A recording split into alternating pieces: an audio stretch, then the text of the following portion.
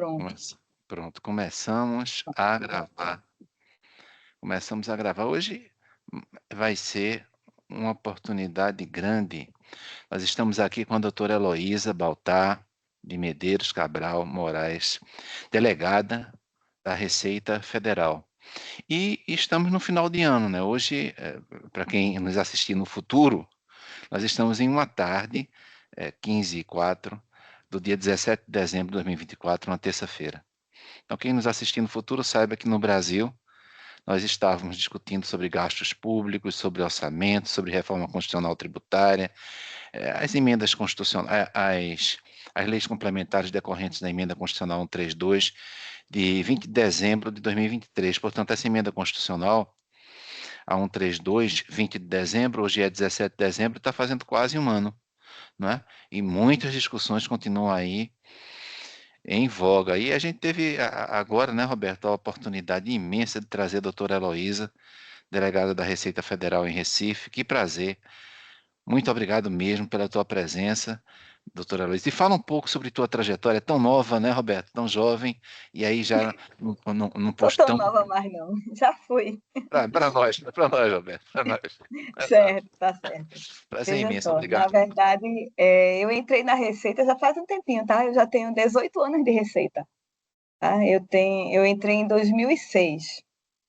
Antes de entrar na Receita, eu me formei, eu fui advogada por 4 anos, contra a Receita, tá? Diga-se de passagem, com muitos processos aí na Justiça Federal, nessa época que eu lhe conheci, doutor.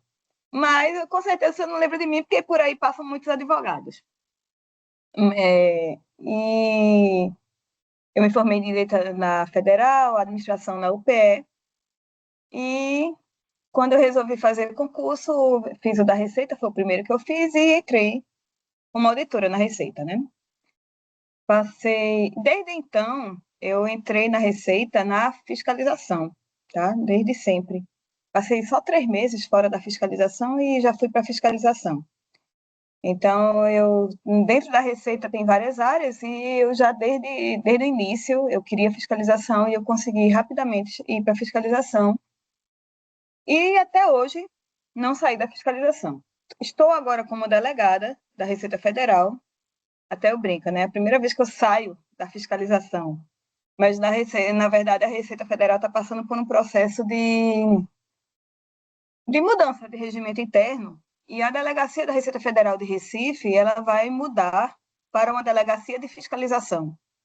Tá? Então, ela vai deixar de ser uma delegacia nos modos que todo mundo está acostumado, que funciona tudo lá na Receita, e ela vai passar a ser apenas uma delegacia de fiscalização. Tá? Então, assim, provavelmente por isso que eu estou ali agora como delegada da Receita Federal e com o meu histórico inteiro apenas da fiscalização, né? E eu estou aí, cheguei agora, faz pouco tempo que eu estou como delegada, exatamente para, assim, o objetivo é exatamente fazer essa transição de uma delegacia completa para uma delegacia que vai ser apenas de fiscalização. Ela vai passar a ser responsável por toda a região fiscal, que é Pernambuco, Paraíba, Alagoas e Rio Grande do Norte, mas apenas relacionada à área de fiscalização dos 4 estados, né? E pronto, essa é a minha trajetória. Antes disso, na fiscalização, eu fiscalizava grandes contribuintes, eu estava na equipe de planejamento tributário abusivo, né, fiscalizando operações de ágio, de ganho por compra vantajosa, de incorporação de ações, né? Antes disso, eu era dessa equipe que cuidava desses grandes contribuintes com esse tipo de procedimento, né? E agora eu estou aqui, como delegada, cuidando aí dessa parte Até já conheci, até outro dia, o doutor Roberto. Ele esteve lá, em minha sala, cuidando dessa mudança de regimento da Receita, né? Dessa adaptação da Receita. Eu brinco que é a Receita do futuro, né? Assim, a adaptação do passado da Receita para uma Receita de futuro, em que hoje a gente até questão da conformidade tributária, da assistência, isso tudo a gente vai passar a ter, né? Assim, eu até brinco, mas a Receita tem a visão, assim, a visão externa da Receita é do leão, né? E agora a Receita tem que estar querendo mudar essa visão, inserindo dentro dela esses conceitos de conformidade tributária, de assistência, pronto. E um dos desafios que eu vou ter aqui na Receita, nesse momento, que não tem a ver com isso, tem a ver exatamente com a questão da implantação da reforma tributária, né? Que foi o tema que o doutor Hélio Uren aí me convidou aqui para falar hoje à tarde um pouquinho sobre ele. E a grande questão é, né? Assim, há muito tempo se fala, na verdade, da reforma, né, tributária, e a pergunta que eu tento responder sempre é: por que fazer uma reforma, né? A gente já estava tão acostumado, o PIS e COFINS, anos atrás teve aquela mudança de cumulativo para não cumulativo, né? A gente passa um tempo para se acostumar. Por que fazer essa reforma, né? E aí vem toda a questão de, assim, a gente vive num país cujo grau de complexidade da legislação tributária é gigante. Por incrível que pareça, a gente perde no grau de complexidade para grande parte dos países. A gente só está na frente, para você ver, a gente tem um índice desse grau de complexidade considerado 0,44. A gente só perde para Paquistão, Costa Rica, Itália também, e Itália está pior que a gente, no grau de complexidade, Croácia, Índia e Bélgica. Tem um outro país aí perdido também.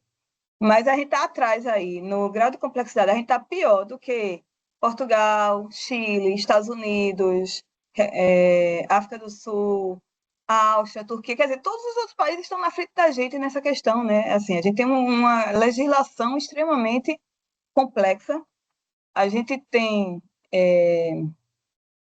pouca transparência, ninguém sabe ao certo quanto paga de tributo, né?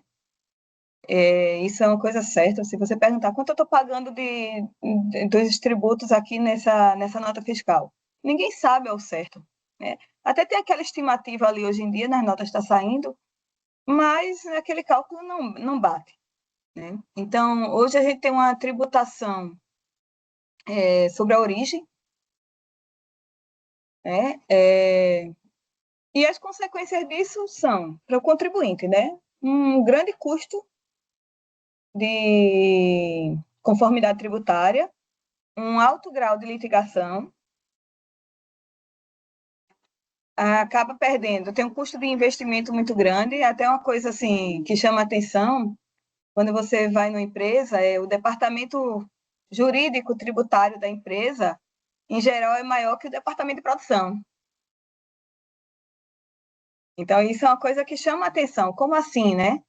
Porque uma empresa que vende para o país inteiro, ela tem que estar a par da legislação tributária federal, ela tem que estar a par da legislação tributária dos estados e Distrito Federal, ou seja, mais 27, e dos municípios, que são 5.570 municípios, né? Ou seja, ela tem que ter conhecimento, é óbvio que não tem, né?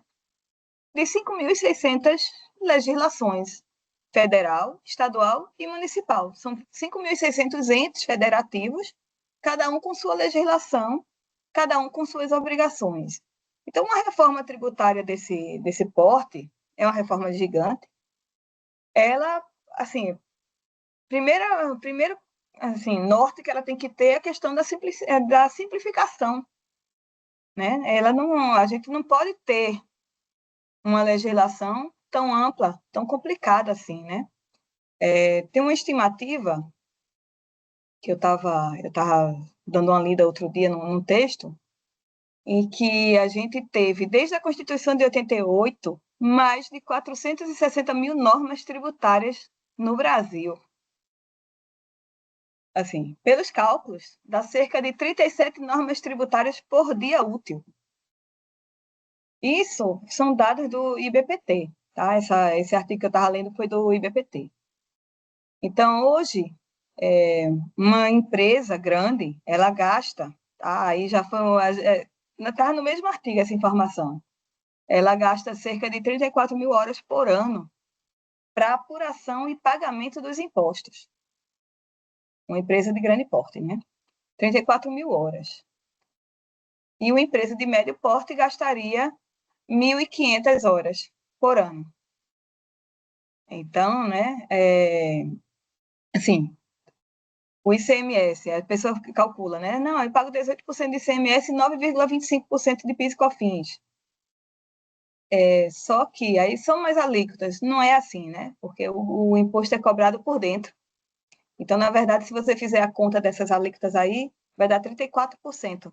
Não vai dar a soma das alíquotas. Então, a gente, assim, o principal para mim dessa reforma é a simplificação desse complexo sistema que envolve todas as legislações do país inteiro. E no início eu não acreditava muito nessa reforma, mas assim, de tanto ver assim, a gente tem um colega na Receita, o Marcos Flores, que o Roberto conhece, inclusive. E ele é um entusiasta, né, da reforma tributária. Ele é lotado lá em Brasília, ele é um entusiasta e ele, quando você conversa com ele, você começa assim, a discutir sobre a reforma, dizendo assim, os contra a reforma, né, não é contra a reforma, a existência da reforma, não. Assim, contra a reforma, os pontos negativos. Né? Quando você começa a discutir os pontos negativos, ele levanta tantos pontos positivos que você até esquece que existem pontos negativos na reforma, né?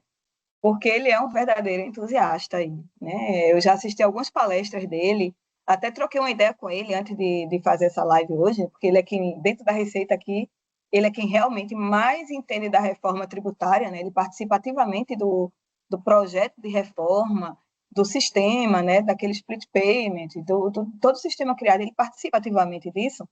O Roberto também participa. Eu sei que o Roberto está no grupo também da reforma, né? Então, assim, meia hora de conversa com ele é suficiente para ele converter as suas ideias negativas. Então, isso é bem interessante, né?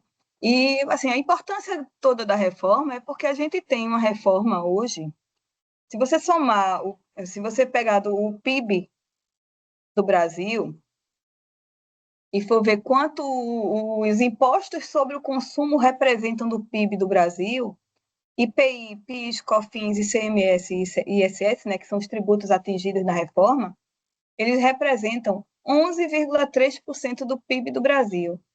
Então, a reforma é, sim, gigante. Né?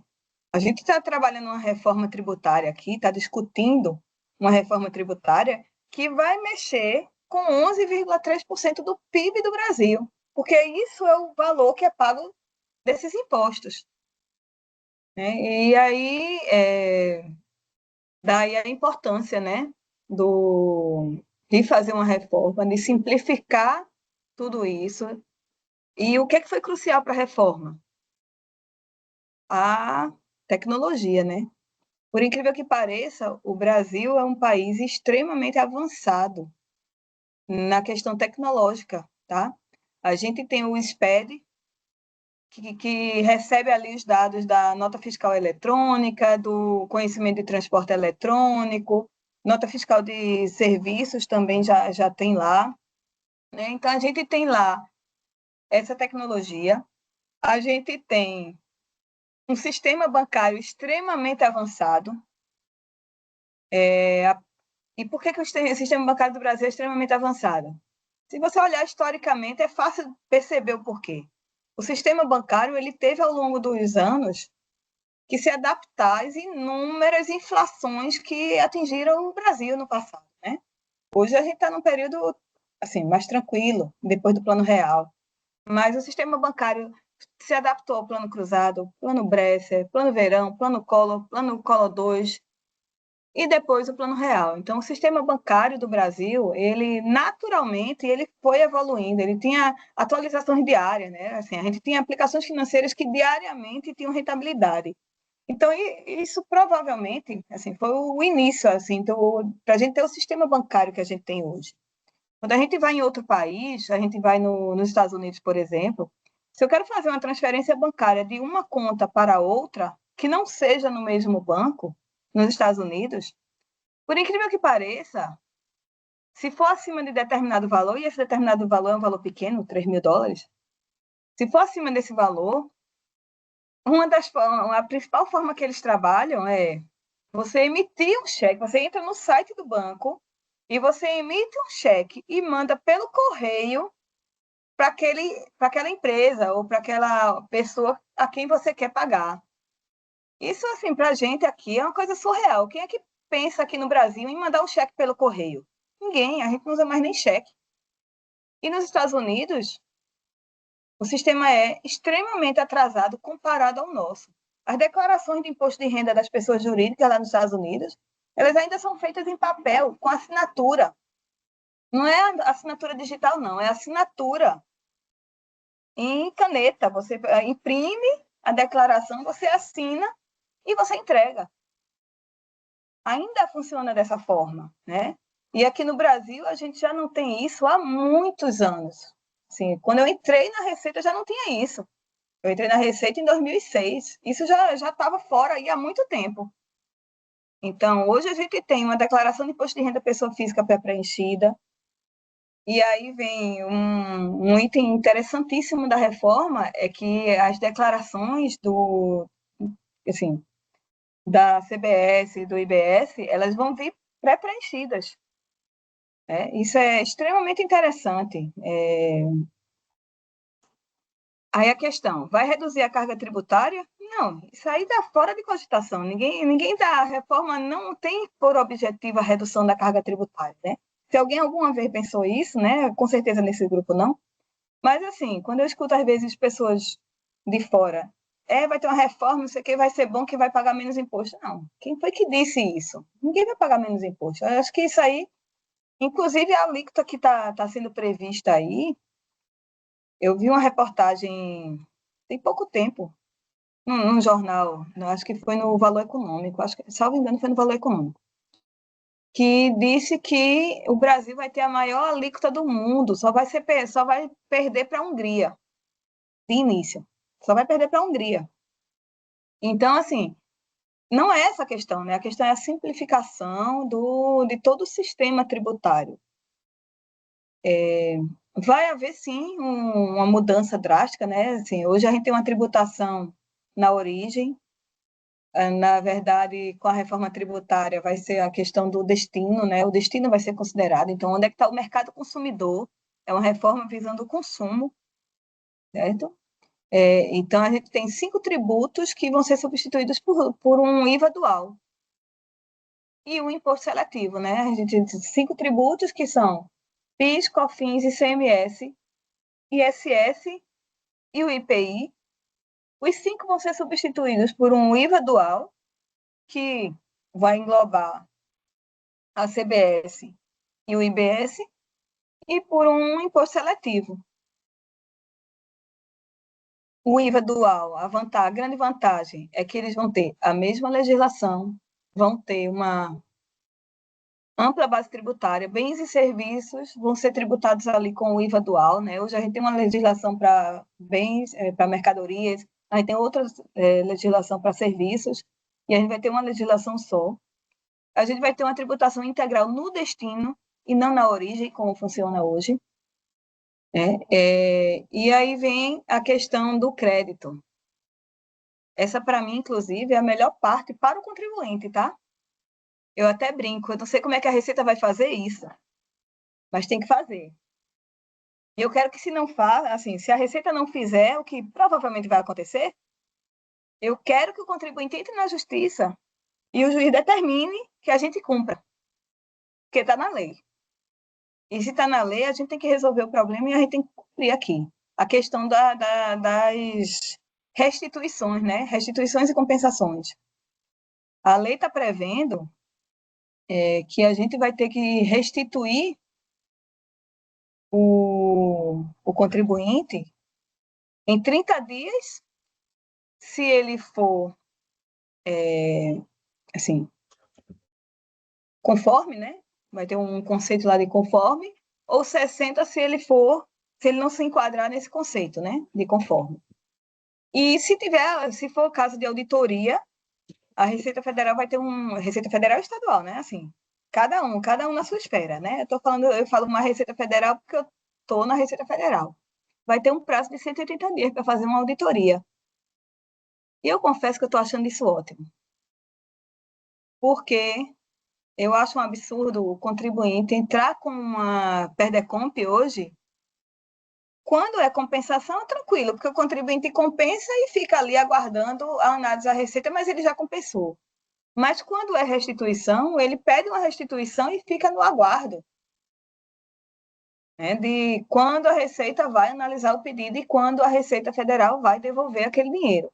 Então, eu estou achando ótimo esse prazo de 180 dias na própria lei, né? Não sei a opinião aqui dos demais, mas eu que estou dentro da casa, eu digo isso e até às vezes escuto, mas você está dizendo que isso é ótimo, mas você sabe que a gente não tem condições de cumprir. Eu disse, olha, está na lei. Tendo ou não condições, a gente tem que resolver o problema aqui dentro. E a gente tem que atender o que está na lei, né? Então, eu estou achando isso ótimo. E se a gente não atender, o contribuinte enche a gente de ação judicial, que é um retrabalho, né? Porque alguém tem, eu até brinco, né? O mandado de segurança que o contribuinte interpõe, alguém tem que fazer o trabalho de prestar informações no mandado de segurança, então tem toda aquela mão de obra desperdiçada para atender aquilo ali. Eu digo, olha, isso é mão de obra aí desperdiçada, a culpa é nossa, né? Que um contribuinte só entra com um mandado de segurança porque a Receita não fez aquilo no tempo, porque a Receita não fez aquilo no tempo. Então, a equação para mim é muito simples. Então, e aí essa questão aí do tempo, o sistema, eu estou com a tela aqui do sistema, assim, uma prévia, né? Do sistema, e o sistema é muito interessante. O sistema de apuração, de apuração dos créditos, né, e débitos do contribuinte, ele é um sistema instantâneo. O contribuinte pagou ali, veja só, estou na cadeia. Eu não sou indústria, eu sou um comerciante. Comprei da indústria, vem para cá. Aquele crédito da indústria só vai entrar se a indústria pagar. Isso é extremamente interessante. E no sistema ele vai mostrar. Eu não sei se vocês entram naquele do IPTU, aquele crédito de IPTU que a gente tem aqui na cidade do Recife. Aquele crédito de IPTU, o sistema até interessante, é semelhante. Quer dizer, o sistema não é semelhante, é diferente. Mas a ideia é semelhante. Eu, quando olho ali aquelas notas ali de serviços, o crédito que tem, o Roberto está aqui, o Roberto entende isso melhor do que eu. Eu vejo isso como contribuinte, tá? Como contribuinte, eu vejo lá que tem notas que foram emitidas em meu nome, mas que consta lá não confirmado. Então, não recebo aquele crédito. Talvez eu vá receber no outro ano. Mas, assim, naquele momento, eu não recebo aquele crédito. Provavelmente funciona dessa maneira. Eu não entendo muito bem disso, não, mas, assim, quando eu vi o sistema do split payment, eu lembrei desse da Prefeitura do Recife, viu, Roberto? Eita, será que a ideia da Prefeitura do Recife é semelhante? Não sei como é que foi formado o sistema lá do crédito lá do IPTU, né? Para fins de IPTU, aquele crédito de ISS para fins de IPTU. Não sei como é que é formado, mas sei que quando eu entro, toda vez que eu entro, tem lá vários que ainda não estão confirmados, estão em vermelhinho. Então, assim, o split payment, o sistema lá do crédito do contribuinte lá, ele é semelhante. Ele tem lá créditos que estão ativados, créditos que estão parcialmente ativados e créditos que não estão ativados. Porque é isso, só ativa quando há o pagamento. Então, eu achei isso aí extremamente interessante. Não sei se isso vai dar lá na frente ação judicial para discutir isso aí, né? Assim, porque, como assim? Eu preciso que o outro pague para eu ter o crédito, né? Não sei se isso vai dar alguma discussão judicial, mas eu achei bem interessante o sistema de como funciona, o controle de transação a transação. Esse sistema é transação por transação, eu vou conseguir visualizar ali. E a devolução de um split, um pagamento, né? Ali feito a maior, ele em até 3 dias vai ocorrer. A compensação e o ressarcimento, que aí é quando tem a apuração de crédito, isso vai ocorrer, o quê? Exportadora, né? Vai ter crédito. Algumas empresas vão ter crédito aí, porque não vão pagar na saída, né? Então, esse daí é que vai ter o prazo de 30 dias para contribuinte conforme, 60 dias para os demais contribuintes e 180 dias para concluir uma auditoria, quando for necessário uma auditoria.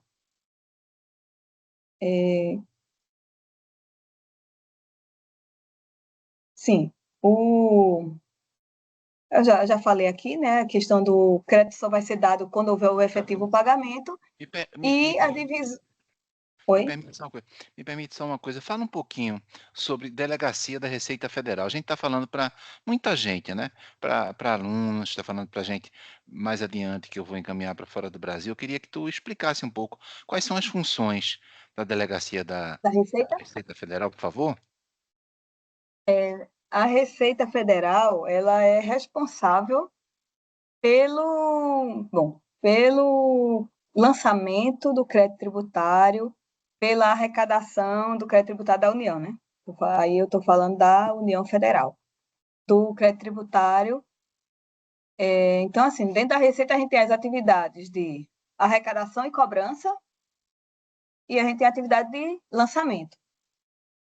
Aí, atrelado a isso, aí a gente vai ter a atividade de sim, arrecadação e cobrança não é só do que a gente lança, tá? Arrecadação e cobrança é do que o contribuinte também declara lá, preenche a declaração dele e declara que deve. Então, aquilo ali, automaticamente, ele vai para a cobrança, né? Se o contribuinte não efetuar o pagamento, ele vai automaticamente para a cobrança. Então, na cobrança é cobrado tanto esse crédito aí, como os créditos constituídos em procedimento de fiscalização. Quando o contribuinte, assim, verifica-se, existe um setor na Receita que é o setor de seleção de contribuintes. Então, quem vai selecionar o contribuinte que vai ser fiscalizado é o pessoal que trabalha nesse setor, que vai fazer as averiguações necessárias, né, para constatar. E aí, decorrente disso, aí a gente vai ter, né? A gente vai ter um setor de restituição e compensação. Quando o contribuinte faz o pagamento a maior, ele entra lá com o PERDECOMP, é um processo, é um pedido eletrônico. Hoje na Receita Federal tudo é eletrônico. Tá? Na verdade, o processo da Receita, o processo em papel já não existe na Receita desde 2009. Foi 2009 ou 2010 que acabou com o processo em papel. Tá? O processo na Receita todo ele é digital. Inclusive, os antigos em papel, todos à época foram digitalizados. Então, assim, esses processos eles de restituição e compensação tem um setor específico que cuida da restituição e compensação, que vai julgar, setor de julgamento desses processos. E aí, depois que a gente faz o lançamento também, e também que esses processos são julgados, cabe sempre o recurso por ato do contribuinte, e o recurso vai para a delegacia de julgamento.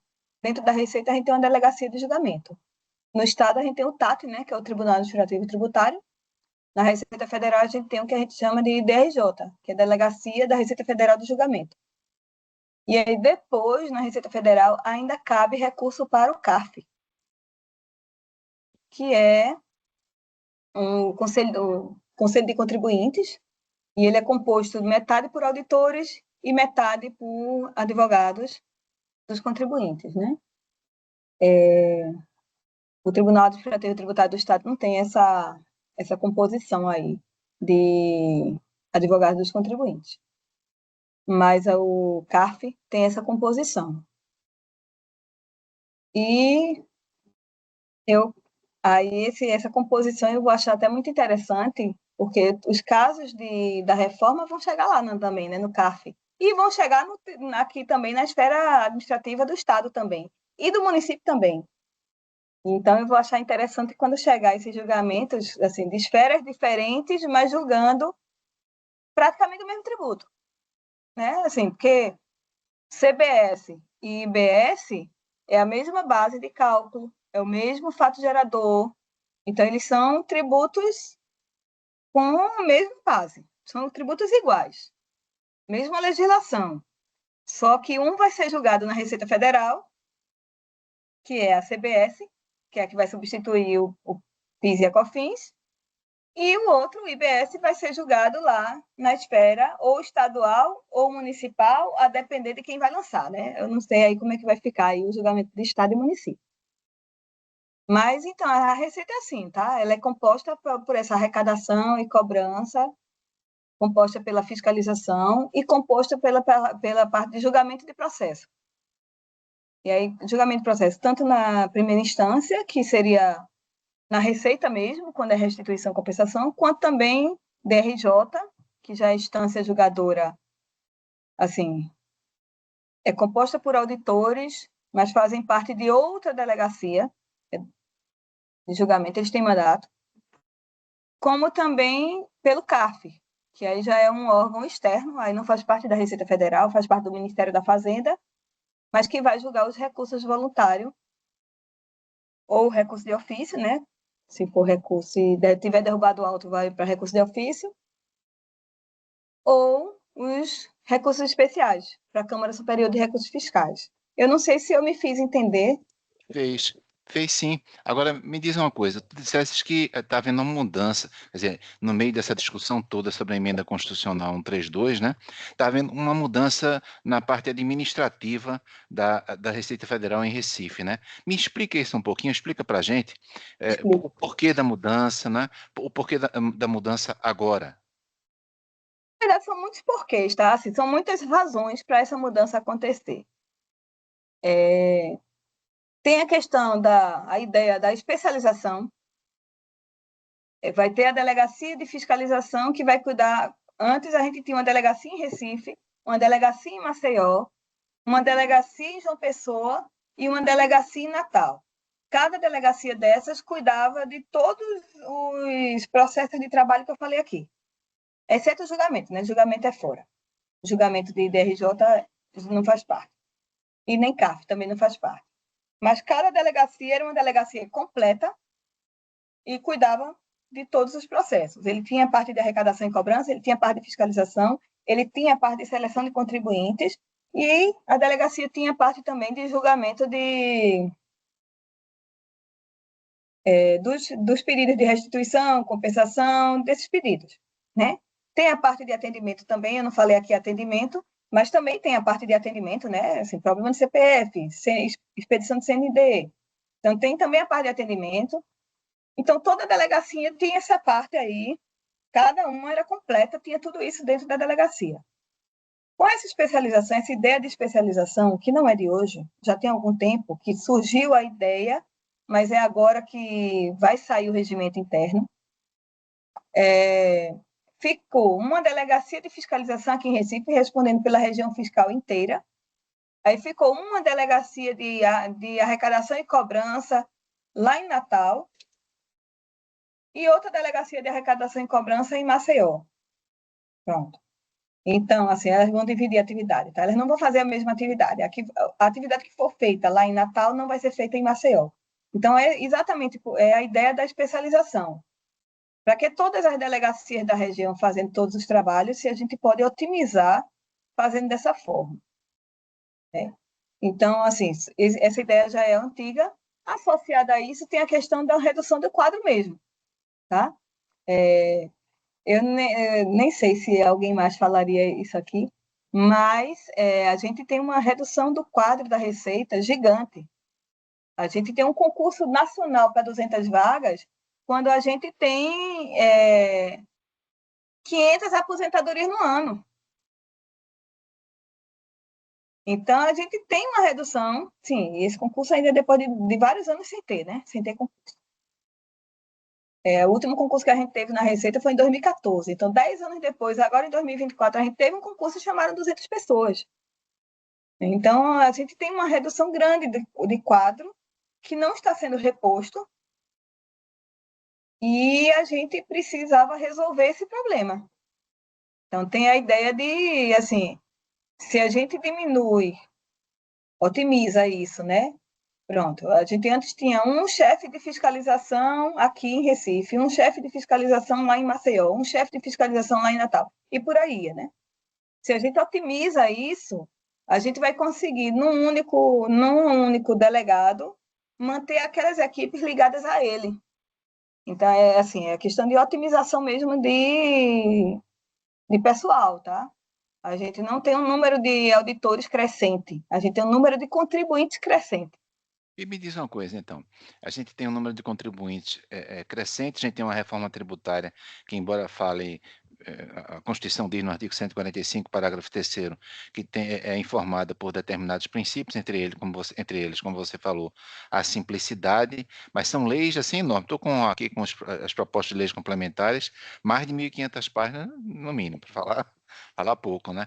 E aí? Isso simplifica, viu? Exatamente, quer dizer, porque se pode dizer, olha, mas tem em cada município, são 5.600 municípios, mas olha, é uma simplificação bem grandona, né?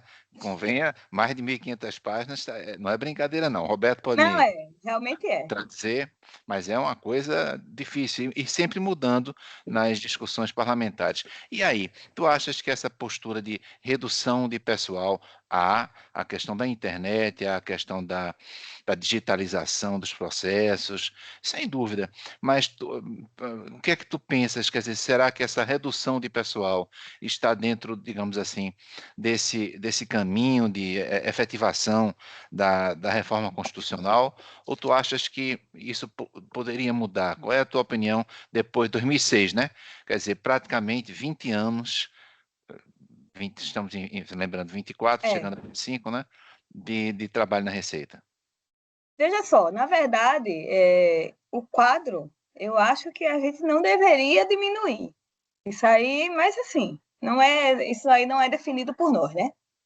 A gente é poder executivo, então tem uma grande diferença em relação ao poder judiciário, em relação ao Ministério Público, o poder executivo quem vai decidir é o governo.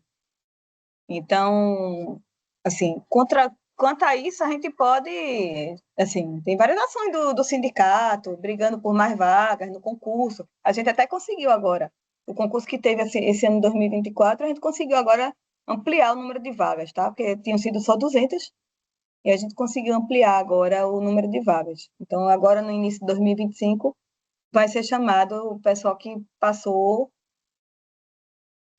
nesse concurso, mas que não ficou dentro do número de vagas, né? Então vai ser chamado um pouquinho de gente a mais aí. Parece que dobraram o número de vagas, salvo engano. Aí eu não tenho certeza não, que eu não acompanho muito os concursos. Mas, assim, eu não tenho dúvida que a gente precisa de uma renovação no quadro. Isso eu não tenho dúvida. Mas, apesar disso, a gente, ao longo do tempo, eu brinco que a gente na Receita, a gente tem uma capacidade gigante de resolver nossos problemas. A gente tem, ao longo dos anos, a gente tem, assim, a gente criou uma malha de pessoa jurídica, tá? Que não tinha. Então, a gente criou uma malha de pessoa jurídica que hoje a gente está conseguindo trabalhar um número enorme de contribuintes de pessoa jurídica que a gente não conseguia antes trabalhar. Por quê? Isso a gente usa a gente cria sistemas dentro da Receita, a gente usa, assim, a gente já está usando várias situações, a gente está usando inteligência artificial aqui para julgamento. Eu digo que um grande exemplo da inteligência artificial usada em julgamento de processo, não tem nada a ver com a reforma, mas é um grande exemplo que na Receita a gente tem, um exemplo de sucesso, é o CISEM. O CISEM é o sistema dos pedidos de isenção para IPI deficiente físico e taxista, certo? Antigamente, antes da criação desse sistema, a gente tinha no Brasil inteiro, a gente tinha 130 fiscais, auditores fiscais, trabalhando com esse tema no Brasil inteiro, espalhados das várias delegacias, né? Julgando se o contribuinte tem direito à isenção de carro, de IPI taxista ou de IPI deficiente. A gente criou um sistema que já faz várias análises automáticas e hoje a gente tem um universo de apenas 14 auditores no Brasil inteiro fazendo julgamento, trabalhando com isso aí. Porque só vai para os auditores aquilo que o sistema não concluiu a análise. Então, a gente tinha. Então, para mim, esse é o maior exemplo, tá, da inteligência artificial aplicada no julgamento de processo. Conseguiu-se fazer esse sistema. E eu sou, inclusive, responsável pelo julgamento dos recursos. Os recursos vêm para mim, né? Porque esse processo de trabalho ficou ligado, por enquanto não sair a reforma administrativa da Receita, né, o regimento interno, esse processo de trabalho está ligado à Delegacia de Recife. Então, por enquanto, esse processo de trabalho está ligado aqui a mim. Então, eu sou responsável pelo julgamento aí dos recursos. Mas, assim, para você ver como é possível, eu até brinco, a gente aqui na Receita, a gente está cada dia se reinventando, porque a gente tinha 130 auditores no Brasil inteiro, a gente tem um número de contribuintes crescente no Brasil, isso tanto pessoa física como pessoa jurídica, e a gente tem, hoje, apenas 14 auditores no Brasil inteiro fazendo essa atividade. Né? Então, a gente consegue fazer isso. A gente tem a malha fiscal da pessoa jurídica também. Antes, a gente, para fazer um lançamento de uma divergência pronto, o contribuinte apresentou uma DCTF declarando lá que devia X. Não declarou na DCTF. E apresentou uma SF, que é a Declaração de Imposto de Renda da Pessoa Jurídica, né, antiga da IPJ, hoje é a SF, apresentou a SF informando. Antes, a gente precisava de um procedimento de fiscalização para fazer o lançamento dessa divergência. Hoje, a gente já não precisa de um procedimento de fiscalização. Hoje, a gente consegue, pelo sistema, fazer esse cruzamento de dados e gerar essa notificação para o contribuinte. Né? Então, a gente hoje, por isso que eu digo que a gente lá se reinventa, e a gente consegue hoje fazer, inclusive, mais do que a gente fazia antes, por causa dos sistemas que a gente, os programas que a gente cria dentro da Receita, os sistemas que a gente consegue criar. Então, nesse sentido, a gente tem melhorado consideravelmente, tecnologicamente falando. Mas eu concordo com você que isso vai na contramão, a diminuição do número de auditores vai na contramão do que se quer, né? Então, de uma reforma tributária bem aplicada, de um contribuinte bem atendido, por que não? A lei não diz que são 180 dias aí para o julgamento, então a gente tem que ter quadro para fazer essas análises. e a inteligência artificial na Receita tem nome? Porque aqui no judiciário se fala Sócrates 1, Sócrates 2, Vitor, e começa. E aí, na Receita Federal tem nome a inteligência artificial? Não recebe o nome a inteligência artificial, não recebe o nome assim, inteligência artificial. Cada programa tem um nome, né? Assim, o do deficiente, que eu falei, né? IPI deficiente, o taxista, aí o nome do sistema é o CISEM. O sistema de malha é MFD. Então, cada sistema ele vai receber um nome, né? Mas tem mais a ver, não com a inteligência artificial, tem mais a ver com o uso do sistema, né? Até meu superintendente aqui, Darcy, ele brinca que não existe inteligência artificial, porque por trás de toda inteligência artificial tem a inteligência humana, que está ali trabalhando para que aquele sistema funcione daquele jeito. Né? Então, ele sempre diz isso, né? E no que ele tem, de certa forma, razão, né? A mente humana é que criou aquele sistema. E existe um grupo na Receita criando a inteligência artificial? É um grupo da própria Receita? Vocês terceirizam? Como é que isso é feito atualmente? Veja só, a gente tem, na verdade, a maior parte dos sistemas da Receita, eles são idealizados, pensados e muitas vezes criados pelos auditores, tá? Boa parte. Mas a gente tem muita ajuda do SERPRO, né? O SERPRO é a empresa que a gente tem contrato, né? Então, quando a gente quer idealizar alguma coisa, então a gente trabalha muito em parceria com o SERPRO. Hoje já temos contratos com a Microsoft, com o Outlook, mas assim, o principal é o SERPRO. Quando a gente quer algo da área de informática de fora, a gente vai atrás do SERPRO. Mas a gente tem um programa de contabilidade na Receita que a gente usa, de auditoria, e que ele foi totalmente idealizado e criado por auditores. Né? Não teve o dedo do SERPRO nesse sistema. São auditores que estão por trás do programa que é o mais usado hoje na Receita. Às vezes até tem contribuinte que outro dia veio pedir acesso. Não, vocês podiam fornecer, né? Porque os contribuintes ficam sabendo, né? Dos programas, né? O contágio, mas é um programa só da gente da Receita, e outros entes podem ter acesso, mas eles não têm acesso na integralidade como a gente tem, tá?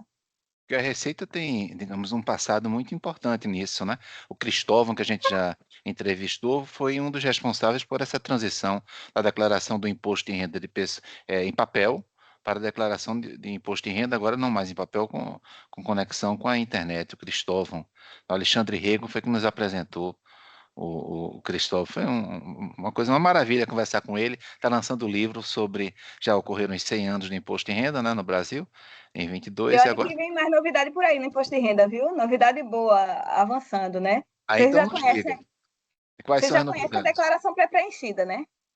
Certo, fala aí.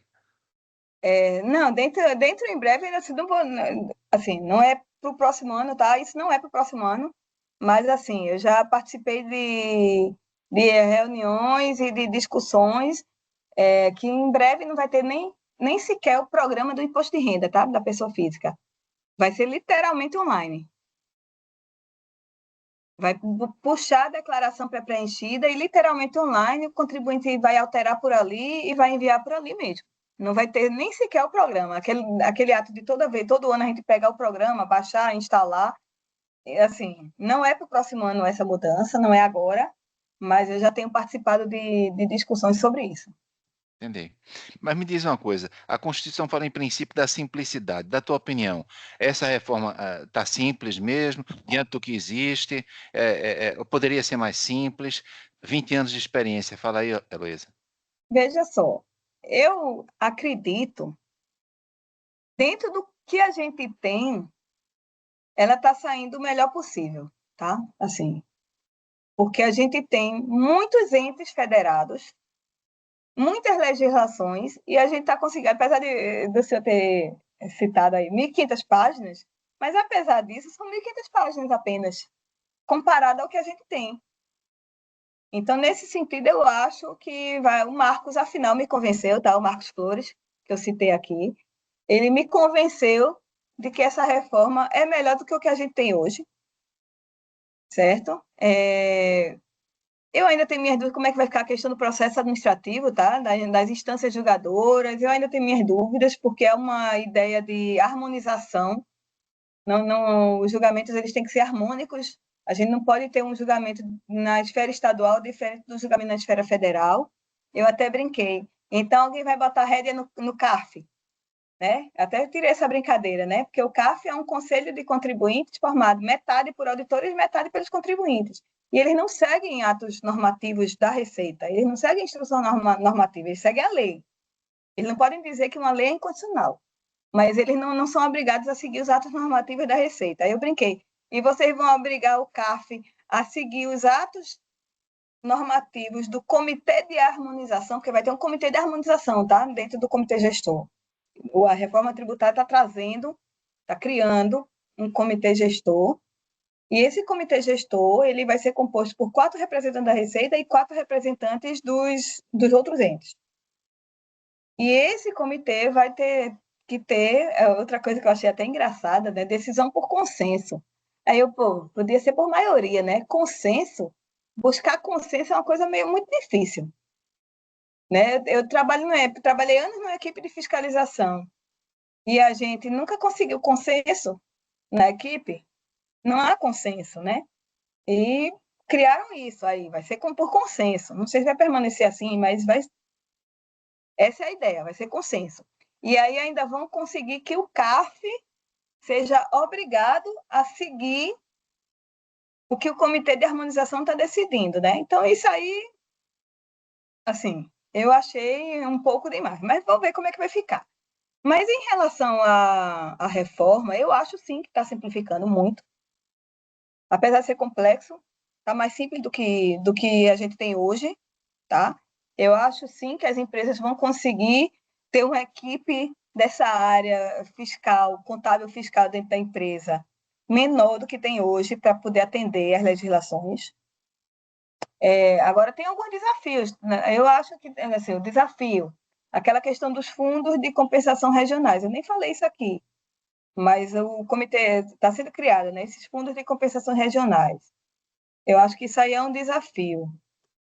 Como é que vai ser gerido esse fundo? Como é que vai, assim, vai mandar para qual estado esse fundo? Essa discussão toda, né? Porque como está havendo essa mudança na reforma, que vai ser paulatina, né? Da origem, assim, para o destino, né? É uma reforma de consumo. Então, a tributação vai sair da origem e vai para o destino. Então, estão criando esses, assim, está sendo criado na reforma esses fundos de compensação regionais. Então, eu não sei como é que isso vai ser gerido. Acho que isso é um grande desafio que o grupo tem que pensar, discutir. Acho que sobre isso até o Roberto entende muito mais do que eu, né? Tem a questão do cumprimento dos prazos, né? Aqueles prazos ali. Ali é um desafio para a administração pública, tanto para a administração Sim, pública estou fazendo uma breve federal, referência, como doutora tenho Luísa. certeza que para a administração pública municipal e estadual, aquilo é um desafio. Só uma breve referência. Acabou de entrar o professor Júlio Tormenta, né, lá de Portugal, da Autônoma de Lisboa. Obrigado, professor. Sei que tem tarefa. Estamos aqui com uma oportunidade maravilhosa de escutarmos a, a delegada de Receita Federal aqui em Recife, doutora Heloísa, falando agora sobre o princípio da simplicidade dessa reforma e logo depois sobre o princípio da transparência, né, doutora Heloísa? Muito obrigado É, mesmo. Muito boa noite. Muito obrigado. prazer em conhecê-lo, professor. Obrigado Sim, igualmente. tá, muito obrigada. E a transparência também, tá? Porque o sistema, assim, que me foi apresentado, que eu tenho aqui até a apresentação dos slides, eu tenho aqui, o sistema que me foi apresentado, assim, um sistema que você vê lá o pagamento, você vê lá o seu crédito. Então, assim, eu achei isso muito transparente. Isso é algo incomum para a administração pública, tá? Essa transparência toda, apesar do princípio da transparência, não é tão transparente assim. E eu achei isso muito interessante do sistema. Mas o desafio também, a questão, sim, eu não falei nisso, mas tem um cashback, né? A reforma está criando esse cashback, que na verdade esse cashback ele é uma devolução, um mecanismo que vai fazer assim trazer mais eficiência, justiça, porque ele vai beneficiar os brasileiros mais pobres, né? Assim, seria uma devolução do valor que eles pagam nos tributos sobre o consumo. Então, assim, essa gerência nesse cashback aí, né? Identificar corretamente quem serão os beneficiários desse cashback, eu acho que isso também é outro grande desafio aí da reforma. Então, eu acho, sim, que a reforma está trazendo coisas boas. Agora, eu acho que o trabalho vai ser gigante.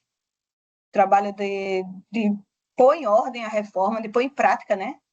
Dos órgãos, União, estados e municípios, eu acho que vai ser gigante o trabalho. Vai ser gigante também aqui na casa. A gente da Receita aqui, a gente não tem conhecimento sobre o IVA. Então, a gente vai ter que treinar as equipes.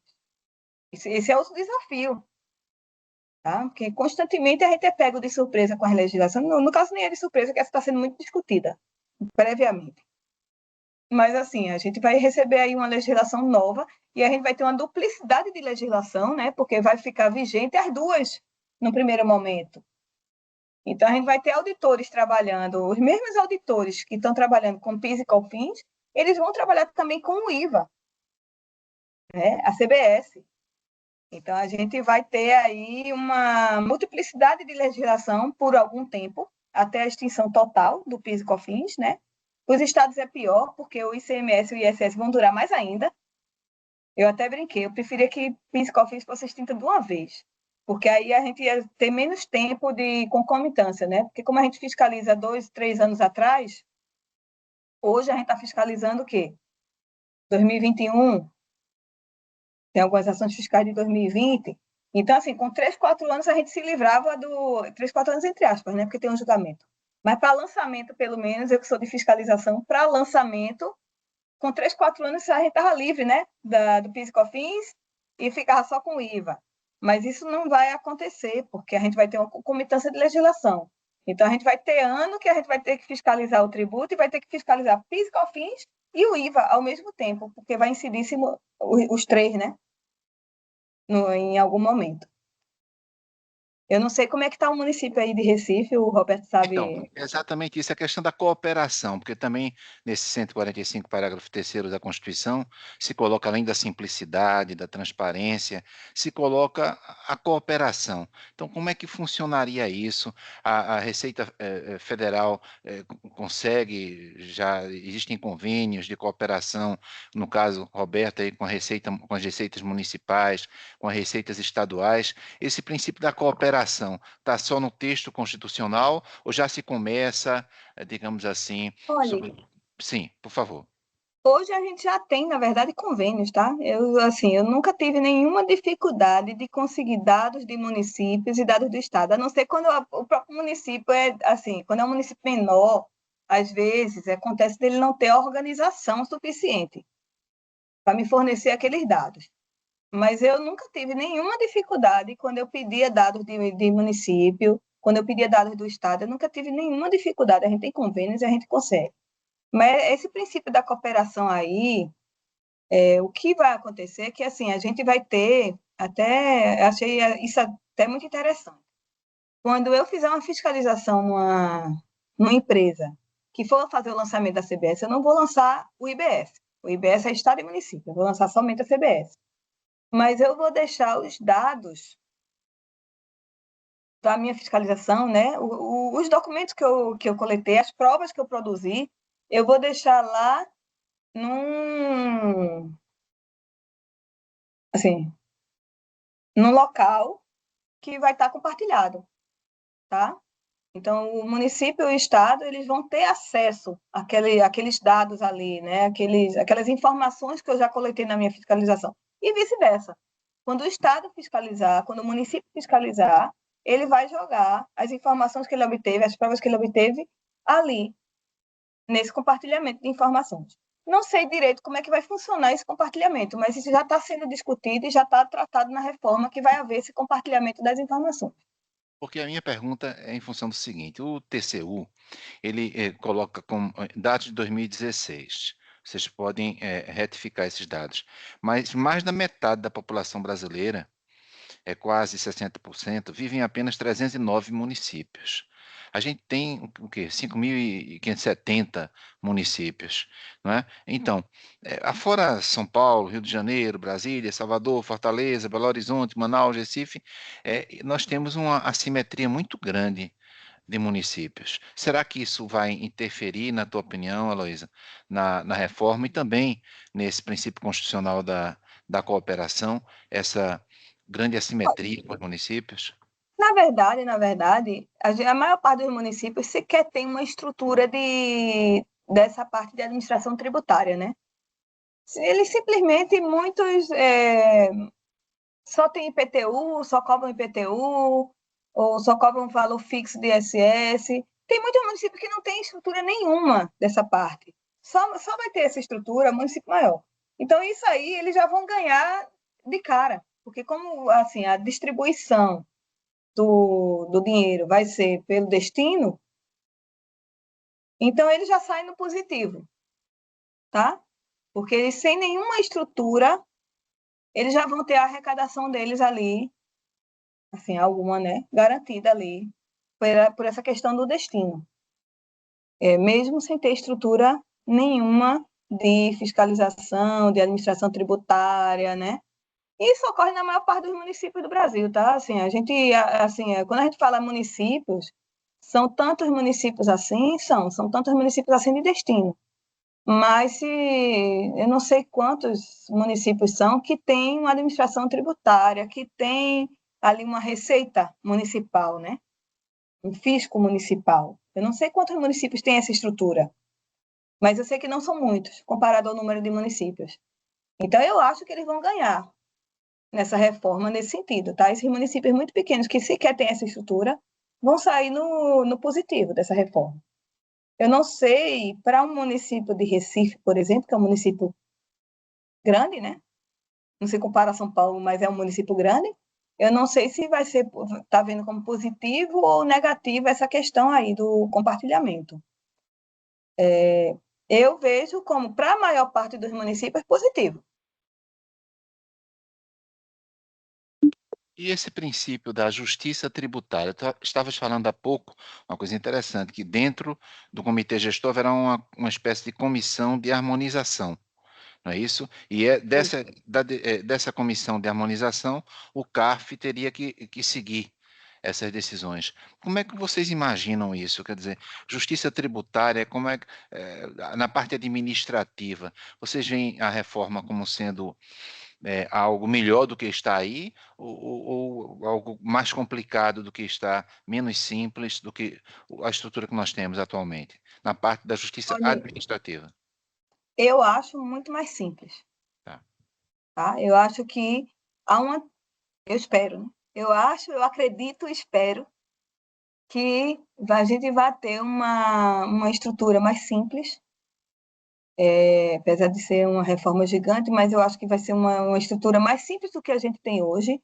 Se você for olhar aquela questão dos débitos, de créditos, de PIS e COFINS, aquilo ali, eu brinco que aquilo ali é um poço sem fundo. Aquela discussão do que é crédito, do que é débito, assim, do que entra como crédito para uma empresa no PIS e COFINS hoje que a gente tem, aquela discussão ali é algo assim. Eu já fiscalizei PIS e COFINS e eu ficava impressionada com a quantidade de coisas que eu tinha que olhar, eu tinha que conhecer o processo fabril, eu tinha que ir dentro da empresa, olhar por onde o produto passava, para entender. Isso eu não estou falando toda empresa que eu precisava fazer isso, mas eu já precisei fazer isso em empresa para entender se aquilo poderia ou não ser crédito. Então, toda essa discussão vai acabar, né? Então, eu acho que a tendência é simplificar. E sobre o meio ambiente, também essa reforma fala que um dos princípios dela é a defesa do meio ambiente. Então, o que você acha, Luísa? Realmente o que está posto, o que está sendo discutido no Congresso Nacional, vai nesse caminho de defesa do meio ambiente? Olha, na verdade, a defesa do meio ambiente nessa reforma, eu até vi isso, eu até brinquei, querem dizer que a reforma atinge tudo, né? Mas acho que tem a ver com a questão das alíquotas, né? Porque tem umas alíquotas diferenciadas. Então, eu acho que tem a ver com essas alíquotas diferenciadas aí, que eu acho que essas alíquotas diferenciadas têm mais a ver com a força das empresas, tá? Dos segmentos econômicos, do que propriamente com isso, tá? Tem alguns princípios, né? Tem a questão da saúde, né? Tem lá a tributação do imposto seletivo, que é o outro imposto, né? Tem o IVA dual e tem o imposto seletivo. Aí tem o imposto seletivo para cigarros, para bebidas alcoólicas, aí colocaram agora bebidas açucaradas. Aí eu até brinquei, ué, e um refrigerante sem açúcar, com aspartame, não faz mal também, não? Né? Assim, o que é pior? É o açúcar ou o aspartame? Eu não sei, tá? Não estou falando isso julgando com juízo de valor, não. Eu tô jogando mesmo a ideia. Então, tem essa questão aí. Estão criando esse imposto seletivo, mas eu acho que aí vai na força a exceção de cigarro, que é indiscutível, né? Cigarro, bebida, do dano à saúde que causa, né? Então, eu acho que vai na força das empresas envolvidas, né? Dos segmentos econômicos. Eu não, até estava brincando, eu não quero ver nem as alíquotas até sair a reforma, até ser concluída. Eu não quero ver as alíquotas. Para eu não gravar a alíquota e depois essa alíquota sair mudando, né? Porque, como vai ser uma cabo de força, né? Quem vai mais, porque o cobertor é curto, né? Isso eu sempre escutei aqui na Receita. Olha, o cobertor é curto. Se você concede uma alíquota diferenciada para um segmento econômico, você vai ter que aumentar a alíquota para o outro segmento econômico. Porque o que a gente precisa da tributação é o mesmo montante. Não tem essa de dar esse benefício e diminuir a tributação. Não existe, né? A história do cobertor curto. Então, eu acho que tem a ver mais com isso, tá? Mas está entrando na discussão a questão do meio ambiente, a questão da saúde pública, tudo isso está entrando na discussão aí, né? São os Princípio. argumentos que são utilizados. E o princípio da neutralidade, porque normalmente quando se fala em IVA, se fala em princípio da neutralidade, né? Quer dizer, haveria esse sistema de compensações e tal. Será que o Brasil tem condições de cumprir com esse sistema da neutralidade, ou esses lobbies já vão com a perspectiva que você falou agora, de que, olha, eu quero é não pagar, ao invés de pagar, mesmo sabendo que na estrutura do IVA haveria a neutralidade, ou seja, quem compra de alguém que paga iria se compensar, iria ter um creditamento, valeria até mais a pena do que quem compra daquele que não está pagando. Mas parece que o Brasil não está acreditando muito no princípio da neutralidade no IVA. Ou estou errado, Heloísa? Olha, eu confesso Eu até tive uma discussão sobre isso outro dia e eu não consegui chegar a uma conclusão, tá? De, assim, como é que está sendo visto, tá? Eu ouvi opiniões divergentes sobre essa questão aí e eu não consegui chegar à minha conclusão. A sua opinião é essa? Você tá achando que no Brasil... Eu aproveito até a presença do professor Júlio Tormenta aqui. A impressão que eu tenho é que na Europa o princípio da neutralidade está muito, digamos assim, consubstanciado, estabilizado. Eu vejo o professor Vasco Branco falar com muita tranquilidade de que esse princípio o brasileiro ainda não percebeu, que na verdade vale mais a pena comprar de alguém que paga, porque você acredita, do que alguém que não paga, digamos, que esteja no simples, no caso do Brasil, né? Mas eu não sinto isso no Brasil. Não é isso, professor? Salvo engano, na Europa, o princípio da neutralidade está estável. Concorda comigo ou eu estou errado? Concordo. Antes de mais, muito boa noite a todos os colegas presentes, ao professor Hélio também. E muito obrigado, mais uma vez, por possibilitar a minha participação. Respondendo à questão em concreto, aqui na Europa, quando nós dizemos princípio da neutralidade, traduz-se em que o agente económico que compra, o comprador, o agente económico que adquire bens, serviços, pode deduzir o IVA faturado pelo fornecedor. E daí nós chamarmos ao exercício ao direito à dedução. Esse exercício do direito à dedução é uma manifestação do princípio da neutralidade. Porquê? Porque há uma racionalidade económica subjacente à dedução, que é, se eu deduzo o imposto, eu fico com um crédito sobre o Estado. E, portanto, quando eu vou fazer o custeio dos produtos e dos serviços, eu não vou entrar na definição do preço com o IVA que suportei do fornecedor, porque eu tenho crédito sobre o Estado.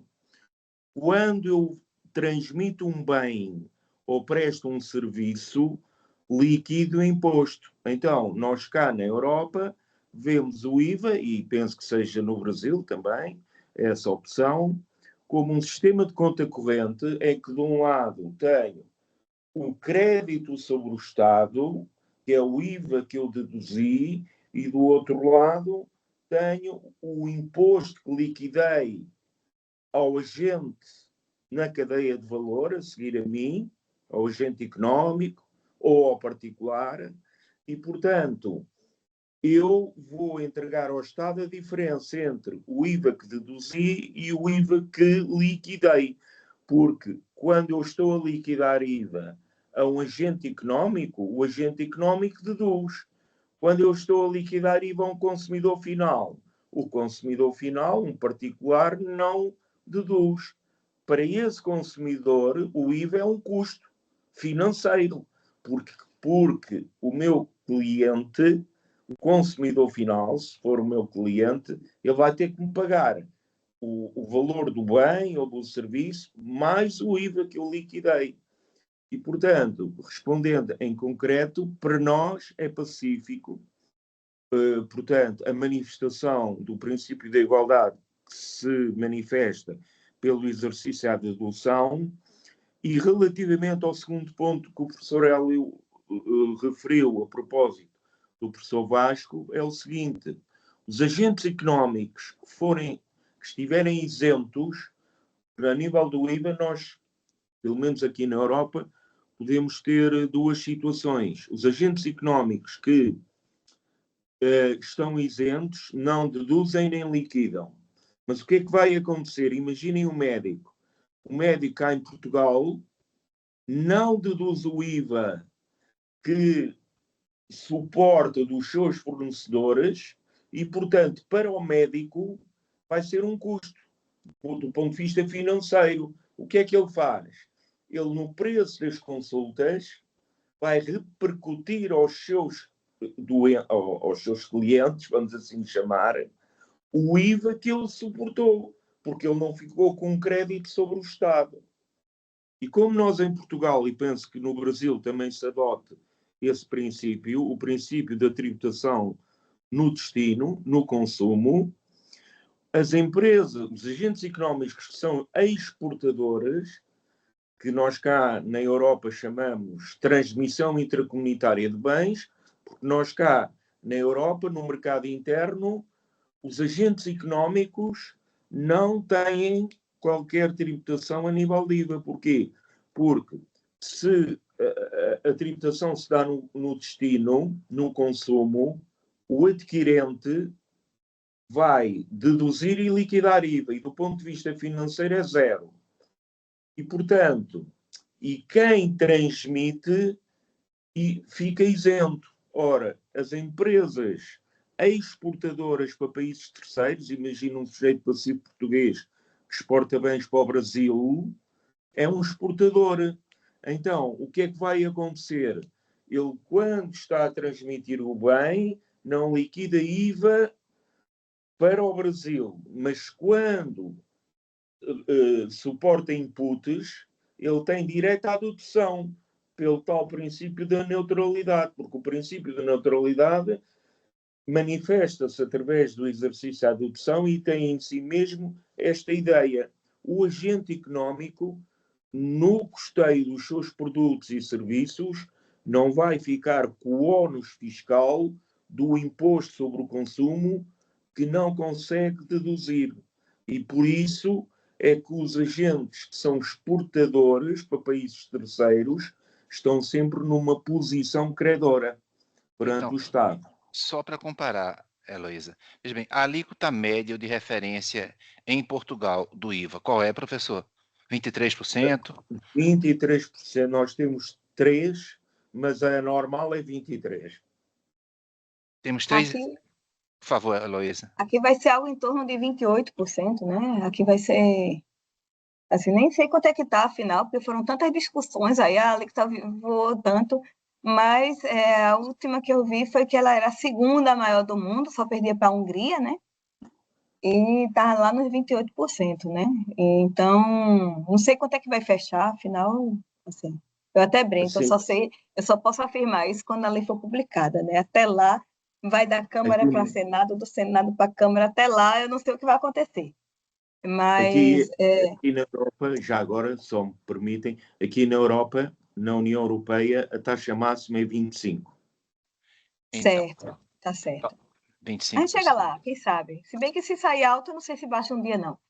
Mas... Talvez, né, Heloísa, seja esse problema. A gente não acredita nesse princípio, que é um dos princípios vetores, o da neutralidade do IVA. Olha, uma das coisas que vai de encontro ao princípio da neutralidade dentro da própria reforma é o fato que isso até me chama a atenção. Eu até comentei aqui, né? O split payment, assim, só é crédito se a cadeia anterior tiver o efetivo pagamento. Poxa, como assim? Então, quando for comprar, eu tenho que verificar se o meu fornecedor ele é um bom pagador. Veja, assim, isso é uma coisa que vai de encontro, né? Eu acho, ao princípio da neutralidade. Tem também outra coisa que também vai um pouquinho de encontro ao princípio da neutralidade, que está dentro da reforma, é a questão de empresas Heloísa, imunes isentas não gera crédito. vamos pegar esse primeiro ponto. Acho que é muito importante a gente fazer essa comparação. Então, a Heloísa tem cerca de 20 anos de Receita Federal e ela vai colocar 2 pontos significativos, professor, pelo que eu entendi. O primeiro ponto, pode repetir, Heloísa, para a gente comparar com Portugal? É a questão assim, só é crédito se a cadeia anterior tiver feito o efetivo pagamento. Então, e aí, professor, em Portugal, só é crédito quando na cadeia anterior tiver havido, como disse a Heloísa, o efetivo pagamento, quer dizer, aquele que compra, ele tem a obrigação de fiscalizar aquele que vende para se creditar, ou não funciona assim em Portugal? Não funciona assim. Funciona deste modo.